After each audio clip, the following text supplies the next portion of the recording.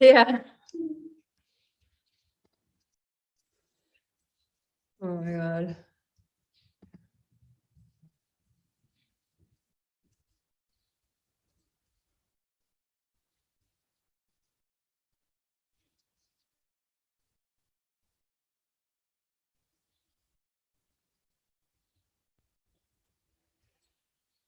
Good morning and welcome back to the our daily transmission. Good morning, everyone. So good to see you. Thanks for hanging out with me on Instagram Live last night. If you haven't checked out that video, please be sure to. It was really fun. A lot of fire, a lot of dragon fire. Hey, good morning. Welcome back. Today, I'm going to read from our Stargate 2 curriculum. And we're going to talk about the Creatrix archetype. We've been receiving so many interesting questions about spiritual leadership and stepping into your divine purpose, and actually channeled an entire curriculum about stepping into your spiritual leadership. And really, it's about stepping into your leadership in general, because, hi, welcome. Leadership is service, and service can happen in any field of interest, any way that you feel led, guided, or even passionate about serving others in that way. Good morning. Chugging my coffee that I forgot to drink before I went live. Okay, so we're going to be reading from, this is the workbook printout of all the content that you get. That this isn't even like all the videos that you get in the Stargate 2 curriculum. There's a wealth of information. And this comes from workbook section 6 on page 2. And this is teachings on the Creatrix. And this section is titled, oh, thank you. I can't wait to see you in Paris either. Really looking forward to Paris on June 15th. You can buy tickets on my website to join us for this incredible channeled evening with the Ascended Masters. And we're also going to be offering an opportunity to meet you in person with our book signing. Okay, so coming back to this important work on one of the major archetypes of spiritual leadership. This section is entitled, "The Number One Ego Minefield in Your Journey to Accept the Creatrix Within You. Am I good enough to be an embodiment of Sophia?" And for those of you who are new to the Sophia Code, when we say Sophia, we mean the consciousness that created all that is, Creatrix, Divine Mother, Source, energy, whatever you call God. So are you good enough to be an embodiment of Source consciousness? Pause for slight shuddering of the shoulders. There's no greater trigger for accessing the sacred wound that the Creatrix archetype of leadership is here to empower us beyond than the heart-stopping, cold sweat-inducing question of, am I good enough? Only to be followed by its shame game trickster twin, am I worthy enough? Sophia is saying hello. Do you want to say hello to everyone on YouTube? Or you just want to get a little pat? We'll see. We'll see what happens with Sophia. All right. Next paragraph. The am I good enough to create as an embodiment of Source, or also known as Source, Sophia, Source Consciousness, points to a root belief system signifying that you do not believe that you are inherently divine and therefore logically unqualified to lead others to their own divinity through your creations. Isn't that interesting? Man, I loved channeling this work. It's really powerful. When you're staring into the confusing darkness of, am I worthy enough to create as an embodiment of Sophia, you are actually confronting a viral belief system that has temporarily replaced your immutable true value as a daughter and son of the Most High. with the value of your ability to perform as a creatrix and as a leader, a performance value that will always be subjective to failure. If you're basing your worthiness to lead on your ability to perfectly perform, this subjective value effectively disqualifies you. Boom, that's a mic drop. I'm going to read that sentence one more time. If you're basing your worthiness to lead on your ability to perfectly perform, this subjective value effectively disqualifies you. The good news here is that the answer to both of these soul-wrenching inquiries will always be yes. Yes, your inherent divinity is in fact more than good enough and worthy enough for fulfilling your role to lead as a creatrix embodiment.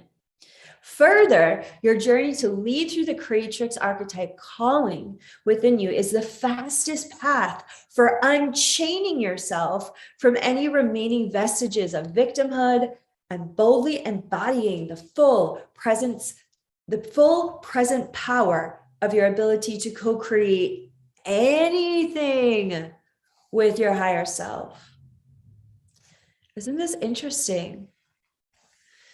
So in the Stargate 2 curriculum, which this is a workbook that's the beginning of a book called The Elegant Equation of Spiritual Leadership.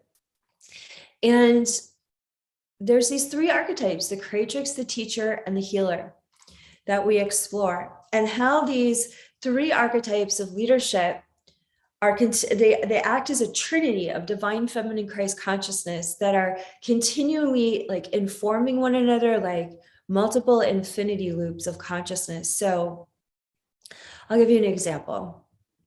Say you are healing something within your life. Maybe it's a trauma. Maybe it has to do with anxiety. All right.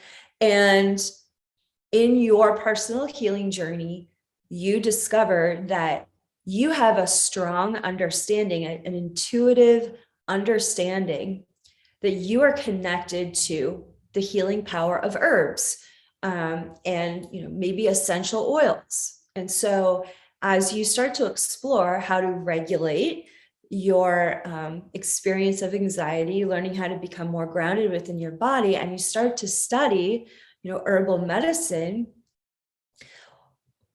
the healer archetype is activated within you because you are learning through your own experience of what you need to bring to yourself. Not only that, but you're probably, if you're drawn to healing anxiety from that, maybe that more holistic perspective, chances are good you have worked with herbal medicine in other lifetimes, perhaps as a healer, perhaps, as a maybe even like a holy person or a medicine person in a tribe or another time in another culture. It's like what happens is when something is activated within us to go search for the solution, the healer archetype becomes activated. You're through your own journey of tending to your body, awakening to what your body is calling forth in a healing experience. You're receiving data points. You're interacting with the world. You're learning. You're receiving an education about how to address the specific need. So what happens? Maybe you have such an incredible journey learning how to heal anxiety with the support of herbal remedies, or essential oils. Then you decide, wow, I love this so much. I wonder what it would take to create my own blend or to create even my own company, right, of herbal remedies that address anxiety. What happens then? The creatrix is activated. The creatrix, or the creator within you, says, well, I have this idea. I have this vision. Based on the information from the healer archetype, I'm going to spend time with my heart and discover how I need to activate this next step that I want to take. This information was so powerful. Somehow I want to incorporate it in my divine purpose. So the creatrix is the one that bursts the vision of based on the information of the healer, and starts to put into action and into form manifestations, services, ideas, solutions that are being downloaded from your higher self in response to the healer archetype's request for you to create something new. Okay, so what happens when the Creatrix archetype actually takes action upon this vision or idea? What happens is the teacher archetype is eventually activated. It's usually the third one that gets activated for people, because very often people are the most intimidated by the teacher archetype. And so what happens with the teacher archetype, which it's not about, you have to be like a teacher behind a microphone. The teacher archetype means that you are willing to express, communicate, and share your knowledge and your wisdom about what you experienced in your healer and your Creatrix archetype. So that teacher archetype reinforces as you communicate your knowledge, your life experience, your wisdom, as you share and articulate about what you have created and what you have learned from the wisdom of the healer archetype. You begin to not only serve others with this wisdom, this knowledge, and sharing about these products or services, but you start to reinforce that knowledge and life experience for yourself as an internal knowing system, so that you you start to experience more confidence, even more inspiration and passion for what you have already discovered is something that you're excited about, you feel good about, you're thrilled about sharing with others because of your healing experience. Okay, so that would be just one example. This synergy between the Creatrix, the healer, and the teacher is literally happening all day long within you on every subject matter in your life. We are continually recognizing through the healer or through the Creatrix, it doesn't always have to start through the healer, a need, a desire, a passion, a calling for a solution. What kind of action steps or what needs to be birthed in response to that?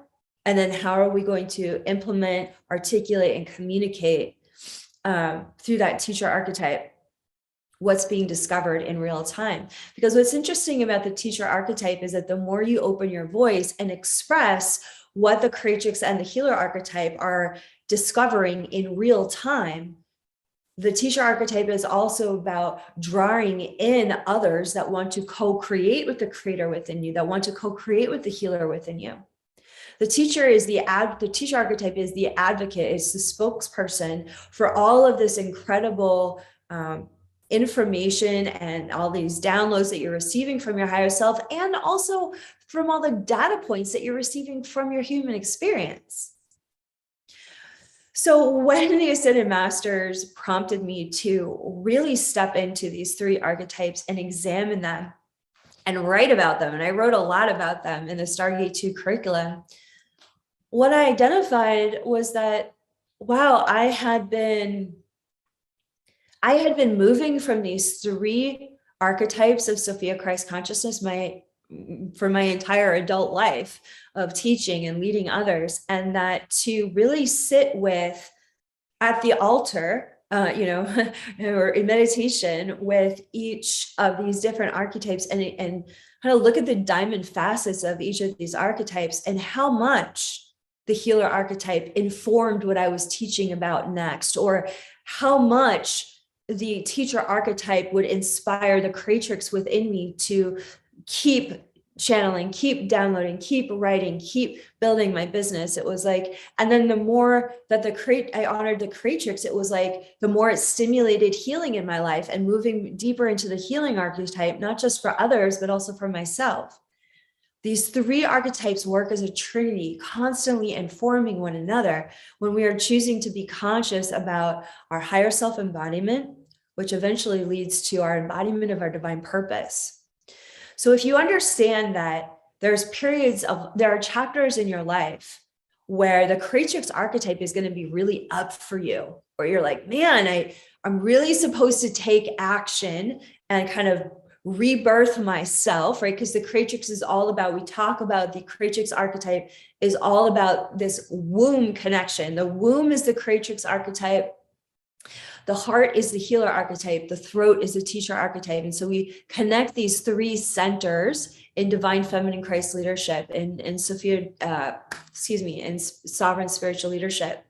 And as these, three centers come online consciously, and we start to examine like, wow, I'm going to really be sitting with my Creatrix for the next 4 months. I'm going to work on this book or birth a new program or develop a new marketing strategy or, really take time to cultivate the community leadership and get that more activated. It's like there's different, what you discover is like, as you tend to what is asking to be birthed, asking for action, the other archetypes reveal how they can help guide, and almost like guardrails for the Creatrix. So your healer is going to be like, well, that may be relevant, but it may not be so relevant, depending on like, what is this creation meant to serve, right?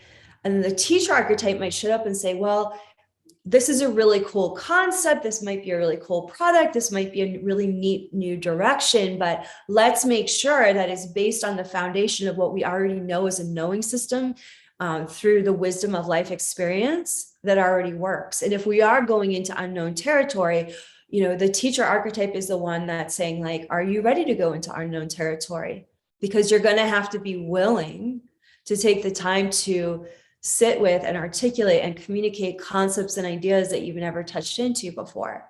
That's the teacher archetype actually mentoring your Creatrix or creator within you.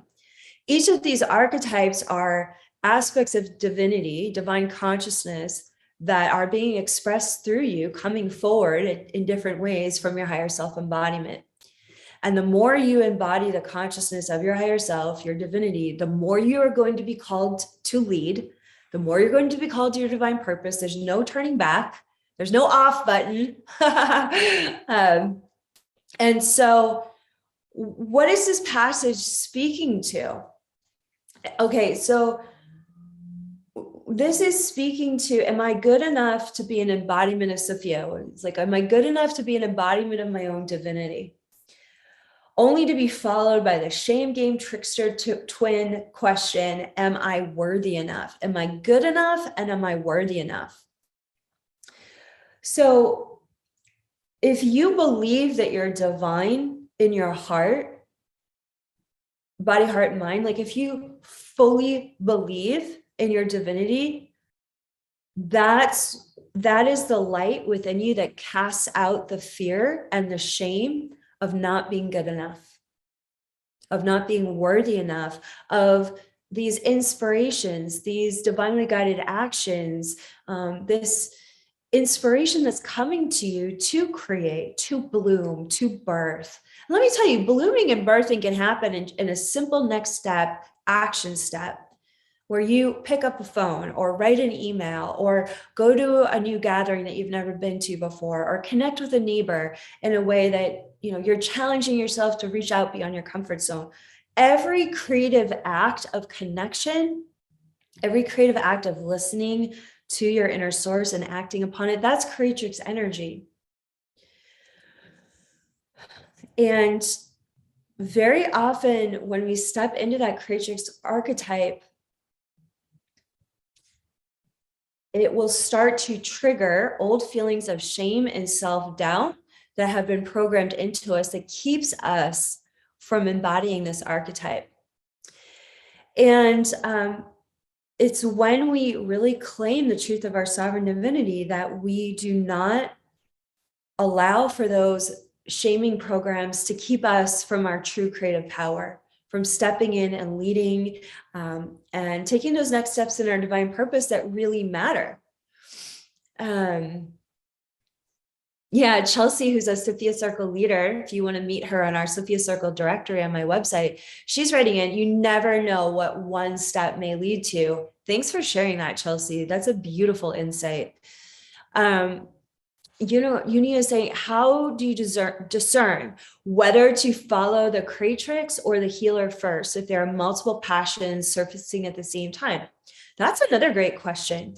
So here's the thing: when you become conscious, which is really important, this channeling this curriculum changed my life personally, and it's changed the lives of countless other leaders and light workers, because becoming conscious of these three archetypes helps you organize your thoughts, your feelings, and even your approach to what you are focusing upon in your divine purpose.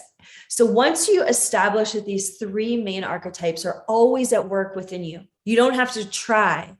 Like that's why they're so unnoticeable at first until they're pointed out, because it's a part of how your operating system already is naturally operating. And it's when we call it forward, the light of our awareness can be like, oh, wow, okay.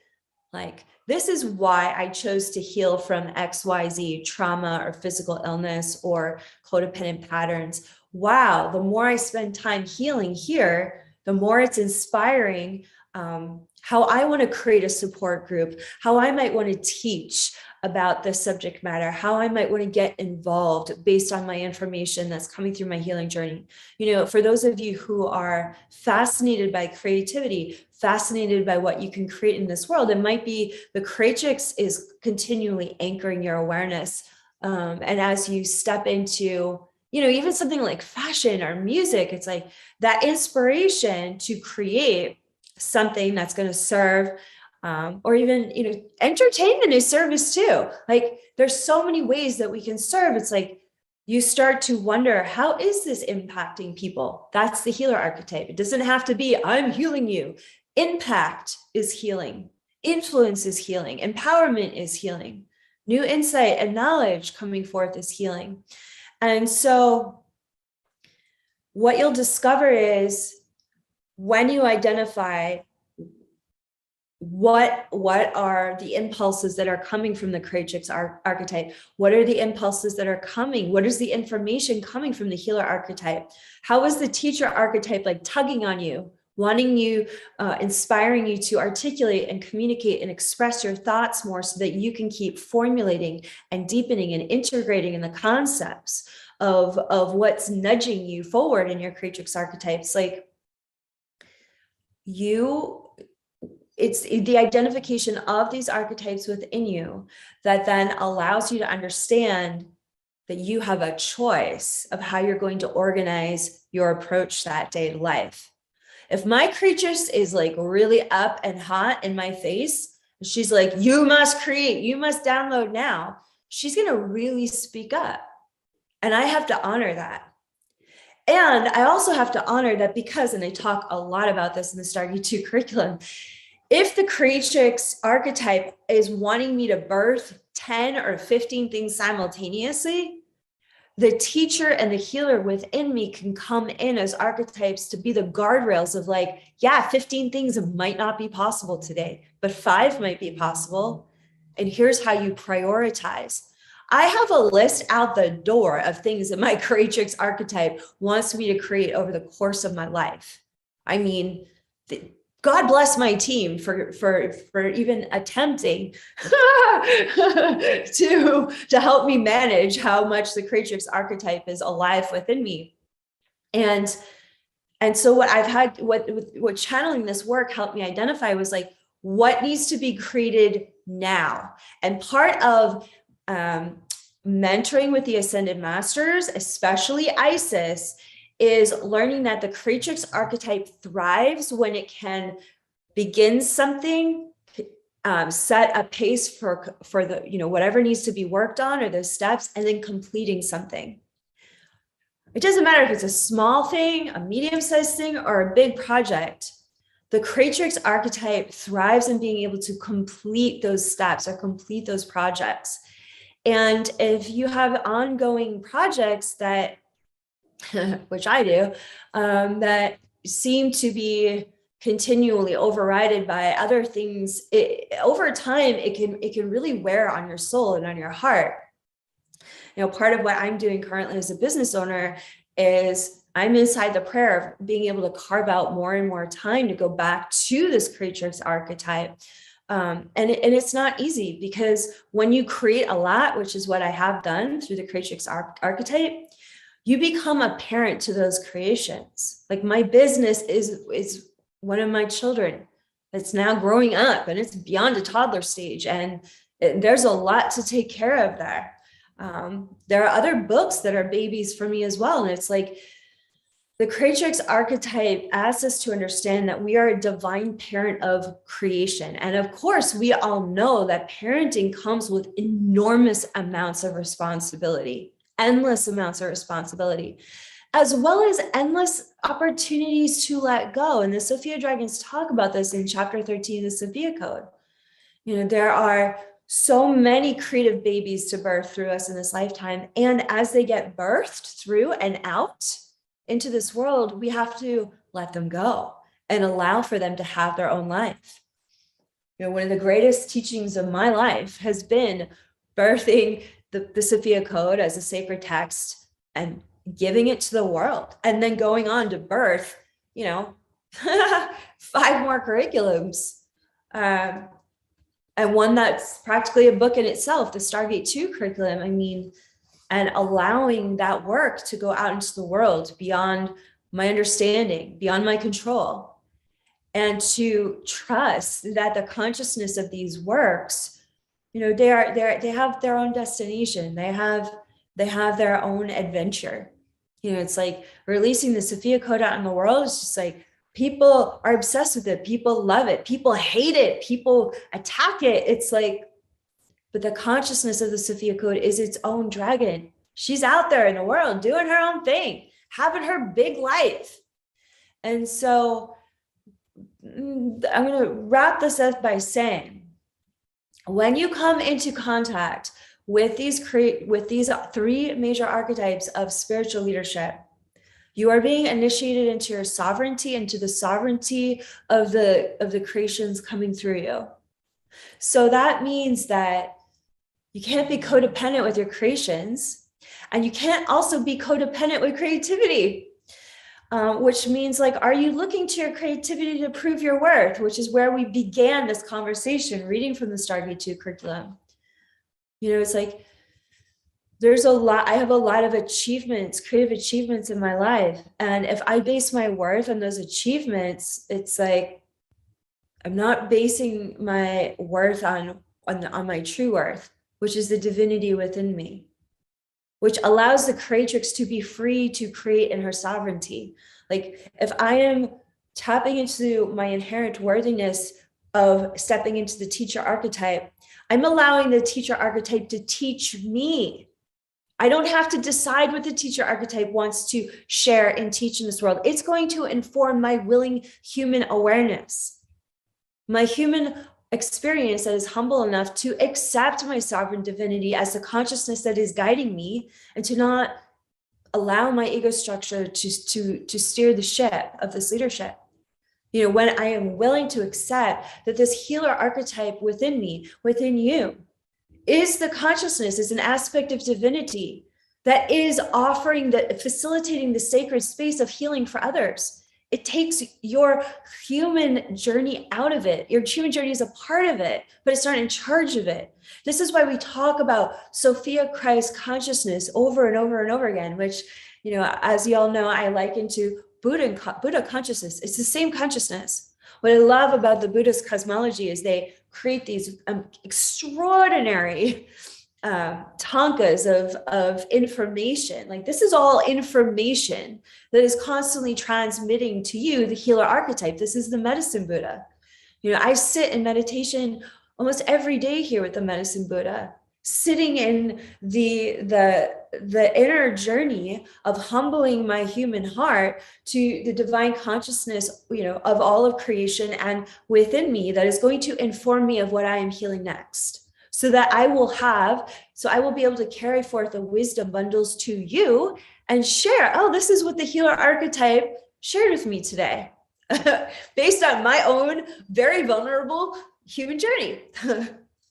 So this is how these archetypes of leadership work within us. And we talk a lot about the vulnerability of leadership, that genuine spiritual leadership is authentic because it's based on the creative laboratory of your own life. And when you understand that, we spend like at least 3 chapters in the Stargate 2 curriculum reaffirming, like, you are here to lead because Sophia created your soul to be here. You chose to be here. And you have to be humble enough to let go of your grip of control, to let go of the grip of the ego structure, to let go of the grip of trauma, so that you can deepen into these archetypes that are here to lead you in your leadership. You don't have to figure it all out. You don't have to figure anything out.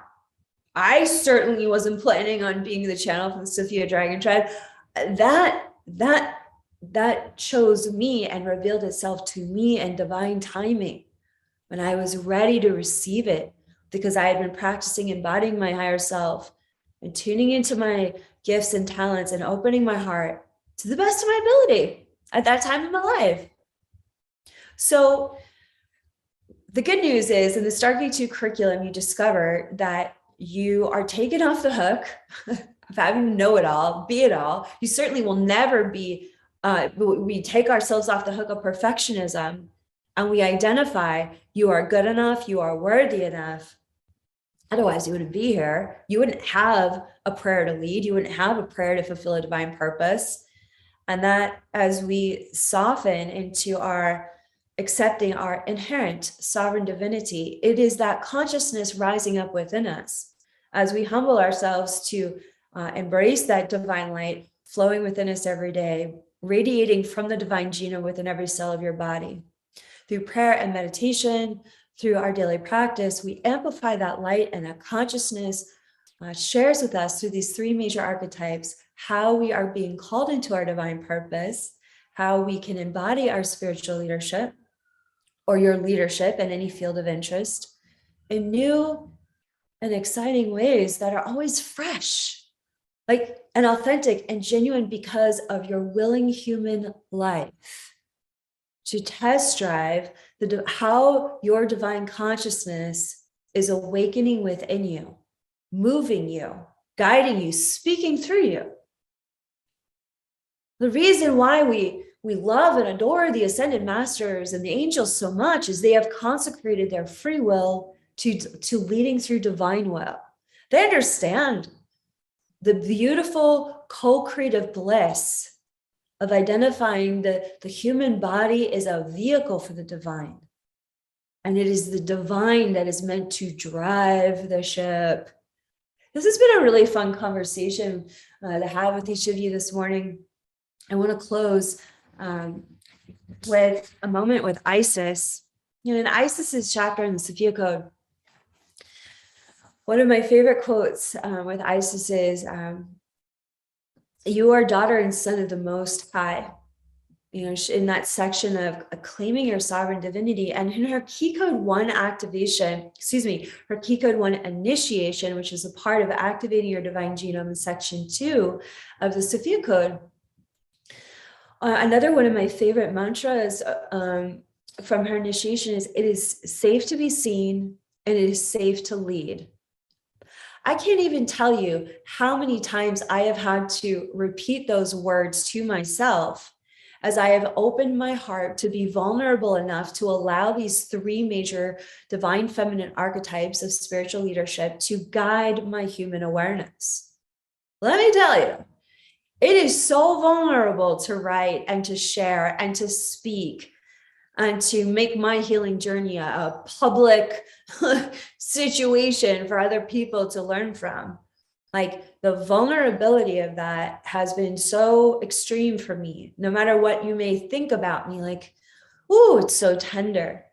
And yet, as Isis says in the Sophia Code, it is safe to be seen and it is safe to lead. It's such an important mantra for us that I engraved it on the Key Code 1 cuff in the Isis jewelry collection, because that's how much I needed those words to really keep stepping up and being seen and feeling safe enough to be seen in my leadership. So today I would like to welcome the presence of Divine Feminine Ascended Master Isis. Gosh, I just feel her heart so powerfully. Isis is going to be leading us in our first fire ceremony on Monday night, May 2nd in Austin, Texas, at our Sovereign Spiritual Leadership.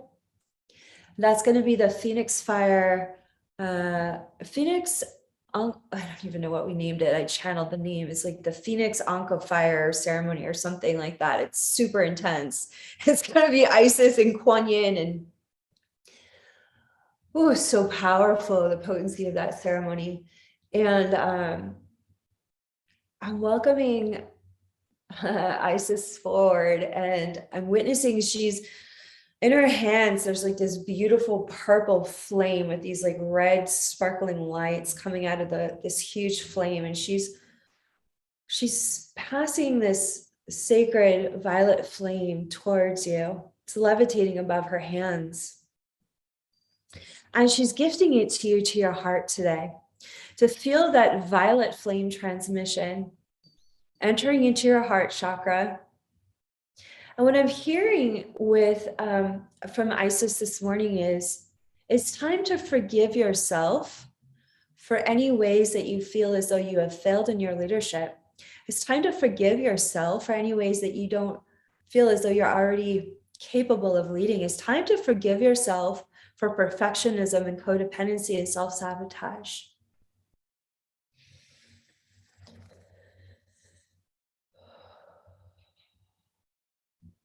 And so she's inviting you to take this violet flame into your heart and repeat with me 3 times, I forgive myself. I forgive myself. I forgive myself. And to bring your hands to your heart and to share with your own heart, I accept my heart. I accept you. I accept you. I accept you, and I love you as you are.